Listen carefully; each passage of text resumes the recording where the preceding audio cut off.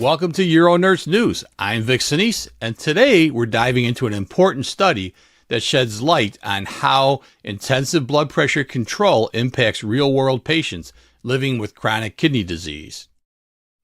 In this episode, we'll look at new data showing that intensive blood pressure lowering can indeed reduce cardiovascular events and slow kidney decline, even in these everyday real-world settings. We'll also talk about what this means for clinicians, patients, and the future of CKD management.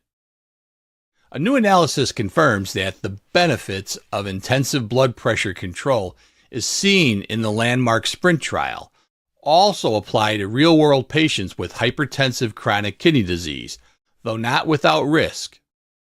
The original SPRINT CKD trial showed that targeting a systolic blood pressure of less than 120 milligrams of mercury compared to 140 milligrams of mercury reduced mortality, cardiovascular disease events, and mild cognitive impairment in patients with the same CKD, but increased some adverse events like acute kidney injury.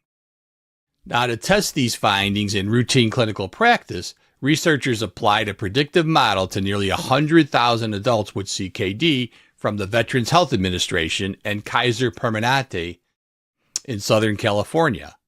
Is that Permanente? I don't know. Key findings at 4 years showed intensive blood pressure control lowered the risk of major cardiovascular events by 5.1%, and in the VHA group and 3% in the KPSC group. All-cause mortality fell by 2.8% and 2.3% respectively. However, serious adverse events increased by 1.3% in the VHA and 3.1% in the KPSC. Now, study details. Researchers analyzed 2 real-world populations and found approximately 86,000 from the Veterans Health Administration and 14,000 from the Kaiser Permanente group. These patients were older and sicker than SPRINT participants. Followed outcomes over 4 years.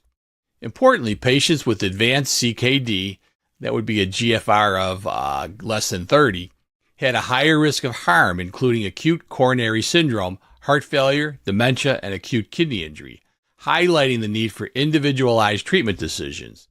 Researchers also noted that intensive blood pressure lowering did not significantly improve cognitive outcomes or slow CKD progression in these real-world cohorts.